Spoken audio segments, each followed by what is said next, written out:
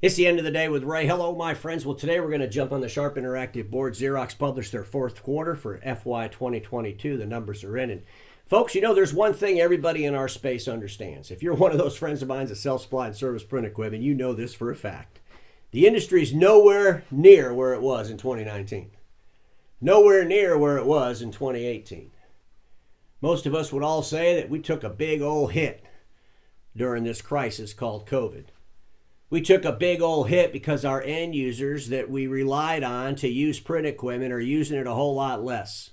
We took a big hit because our end users that we relied on to sell them printers, supply those printers, and service those printers, guess what? They're putting processes in place right now to become more digital so they can do what? So they can eliminate the need to print, which means they won't need the supply and they won't need the service. These are realities. Of course, people are going to print for the near foreseeable future. They're just going to print a whole lot less. And when you look at the numbers of all the players, you start to realize the volumes aren't coming back. And when the equipment's sold, well, quite honestly, it's going to sell for a whole lot less money than it did back in 2018, 2019. Because, ladies and gentlemen, it doesn't matter where our industry came from. It doesn't even matter where our industry is right now. What matters is that the leaderships in our industry do what they need to do to get where they need to go. They need to do what they need to do to get where they need to go. Because where they're going is going to look a whole lot different from where the industry once was. When I listen to Xerox and I listen to their leaders, they understand this. When they start talking about Care AR and augmented reality and how they want to change the services industries, that's exciting stuff to hear. It also allows you to vision a wide open space outside of printers and supplies and services. I mean, service and equipment, servicing windmills as an example, plumbers servicing equipment, homeowners servicing stuff, and they're all using expert on demand or augmented reality. That's pretty exciting stuff. You can get your head around that. At least I can. RPA technologies. Moving documents around, keeping them in that virtual world and using AI to accomplish it. I can envision that and get excited about that. IT services and managed services. I can get excited about that. I can also get scared to death about how that might be delivered in the marketplace, and I've done episodes on that. But ladies and gentlemen, one thing about Xerox that we all have to remember, they're the largest footprint to the end user in the world in our space. I define them as the largest dealer, if you will. And they are. They provide products, they supply and service to end users, and they do it in a direct model and with dealers, but they're the largest footprint in the world.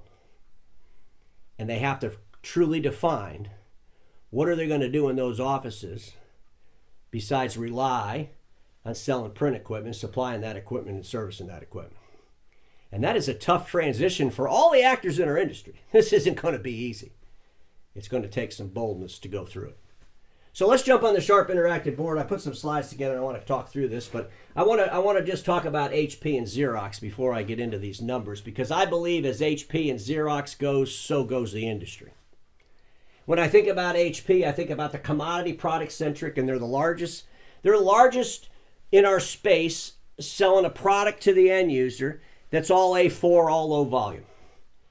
You think about it, folks. Come on. I've talked about this before, but HP's got more printers in people's houses or the Soho market than anybody in the world. We all get it. HP sells stuff online. Customers have the ability to pull their products to them. One of the reasons I've been screaming at y'all to get into e-commerce so you can capitalize on some of that revenue. But at the end of the day, when I think about HP, I think about the largest brand of printer in the world. We'd have to give them that. When I think about Xerox, I think about the largest service provider in the end user's office regarding print and its services in businesses in the world. In businesses in the world. And how these two, you know, how they go through the marketplace is really going to be kind of a window into the whole industry.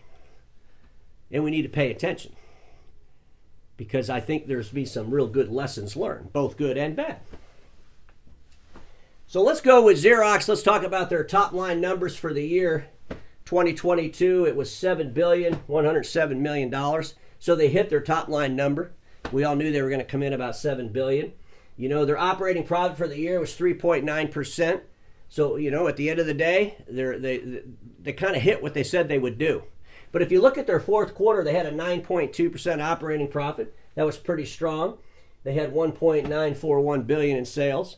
And folks, you know, the thing that was interesting to me about Xerox, and I'm going to show it here on my next slide, but, you know, their revenue spread between equipment and post sales it's been pretty much the same percentage for a few years. It's kind of interesting to me. But we do see in 2019 that they took we're at a 20% decline in top line revenue from 2019. And so you have to ask yourself, where's this revenue going to come from? How does Xerox get back to being this $10+ billion company? Well, it's going to come from more services. We know that. It has to, right? It's not going to come from more hardware. I mean, yeah, Xerox can go out there and they could take away some hardware from some other player, but all the hardware that they put in will be put in for less money, and then the end users aren't going to use it. Okay, then they're going to continue to use it less. So the growth really has to come from services. Xerox gets this, and as they grow their services business, if they do it correctly, it'll be a lot more profitable than the hardware piece ever was. But that'll be interesting to watch. But right now we can see they're a 20% decline from 2019. But I wanted to go and I put together their numbers from quarter one of 2019, all 4 quarters, and then I did it again for 2022. And it is interesting to me that equipment represents about 20% of their revenue. You know, it goes between 20 and 25%. And then the post-sale revenue is always about 80%. It's between 75 and 80%. And it doesn't really change. And I think it's going to be interesting to see as we go into the future with Xerox where this post-sale revenue ends up. And this is why I'm so adamant, whether it's Xerox, Konica Minolta, Ricoh, Canon, all the players in our space that are doing these other things, you've got to share the details of these other things. It's going to be extremely important to you. And you might be able to get away with this one more year. But I'm telling you, sooner or later, especially those that are in the stock market, and they all are, right? The investors are going to want to know. Because the investors are saying to themselves, it doesn't matter where Xerox was. It doesn't even really matter where they are. What matters with Xerox, what matters with HP, what matters with Canon and Ricoh and Konica is what are you doing to get where you need to go? And when you get there, what does that look like? And what does that look like along the way so we can analyze your journey? Folks, this is so important. We need to get excited about what we're doing in these post-sales or these services with details. Because I'm telling you, it'll get people excited. Because right now, if you just think, well, I hope they can sell some more equipment. I hope they can supply and service that more equipment. Well, guess what? It's not going to get exciting. Because we all know the end game for print. Less volume, less supplies, and less service. You know, they put this in their presentation, and they call it Xerox Priorities. I added the stuff in blue, but, you know, they're talking about customer success, and they're really trying to take a client-centric approach, and they always do this. And they're looking at this massive footprint of clients they have, and, you know, what can we do? I put above that innovation based on clients' why. As long as the innovation is based on the client's why, we'll be okay. When we have innovations that are based on too much dreaming or too much fantasy, probably not going to work, especially in an industry that's in a massive decline, and we have to be pretty accurate at what we invest in or what we innovate to. And if we base it off the customers or the client's why, we'll win. And it's about process changes, and I think Xerox gets that when I listen to them talk about their RPA technologies, their augmented reality technologies. They understand that. It's going to be about process changes because innovation's always about a process. It's never really about a product. Innovation brings a new process that delivers what? A better experience. And that's how you're able to take away someone else's great relationship. Focus on profitability, and I've been talking about this a lot. You know, I quote Orlando Bravo. What did he say? It's time to end growth at all costs and focus on profitability. The momentum has to be about profitability. That's a fact. And so it's good to see Xerox doing that. They put $2.2 billion back on the bottom line when their project own it. So they'll continue to do these things. And folks, I did an episode not too long ago and I talked about the pressure has to escape. The pressures from 2020, from 2021 and 2022 are going to have to escape. And I think in 2023 is the year that pressure cooker lid blows off. And we're going to see some major disruptions in our industry. Major. And we're going to see some painful disruptions in our industry. Because, ladies and gentlemen, I got to repeat it again. It's not about where you were. It's not about where you are. It's about doing what you need to do to get where you need to be. Where you need to be is where your clients are going to be. And that journey is going to be extremely tough to the status quo. Fiddle. So we all know that Xerox Financial Services changed its name to Fiddle.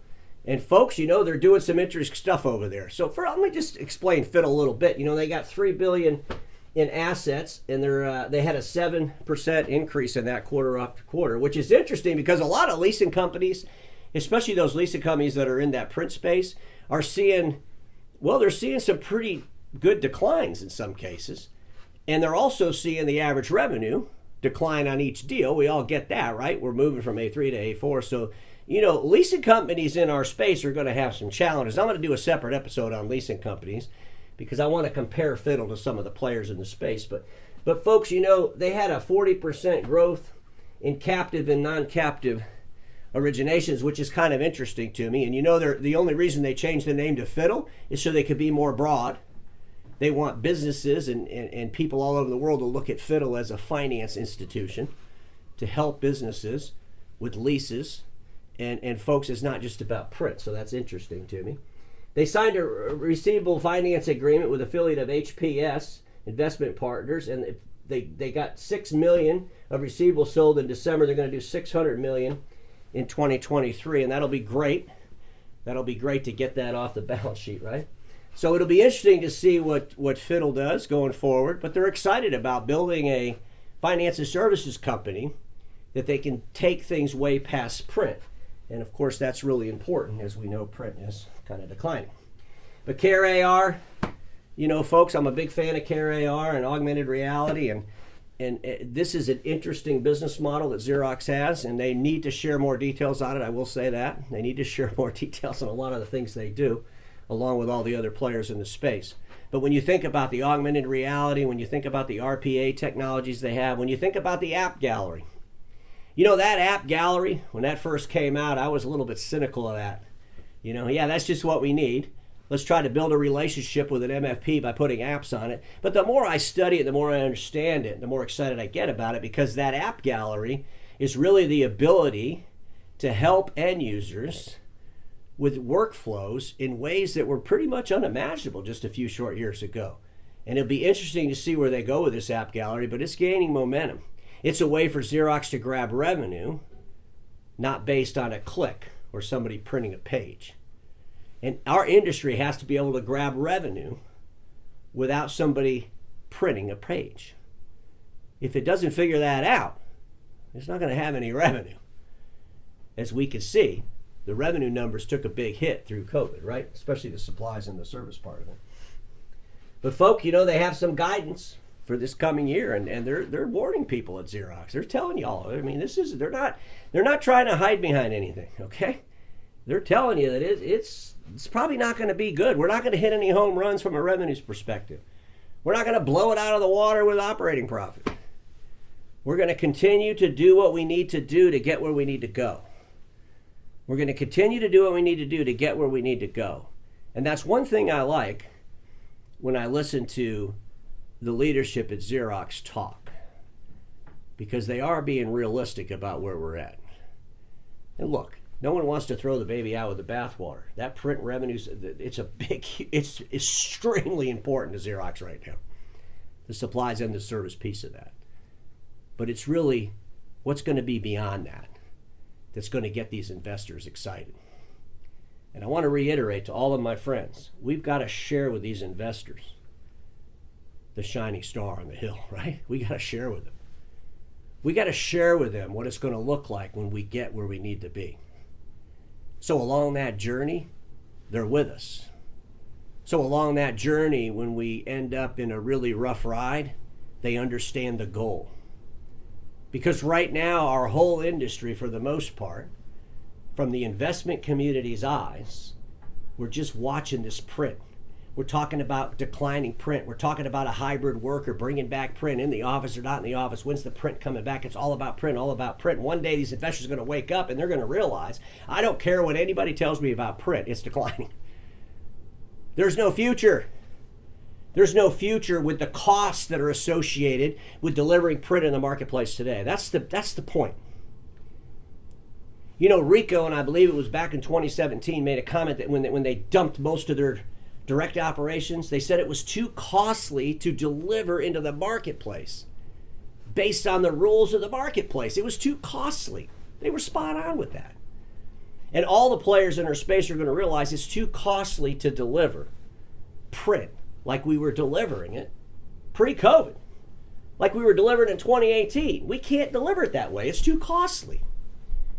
So we have to figure out how we're going to do it with what? Less cost. E-commerce as an example, in other ways, as we transition our business to deliver services that bring us more profit, that bring us revenue to replace the decline of print. And if that's our vision, if that's our future, then we have to share with the world what those numbers are.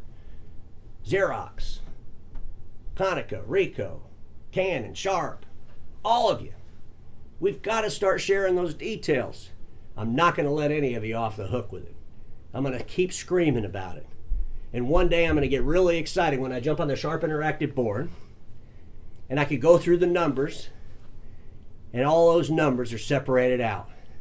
And then the whole entire world can start looking at the players in the space and they can start evaluating who's really doing what they need to do to get where they need to go and who's not. Because ladies and gentlemen, everybody watching me knows this. Status quo is the killer of all that'll be invented. Don't get stuck in status quo, and I'll see y'all tomorrow.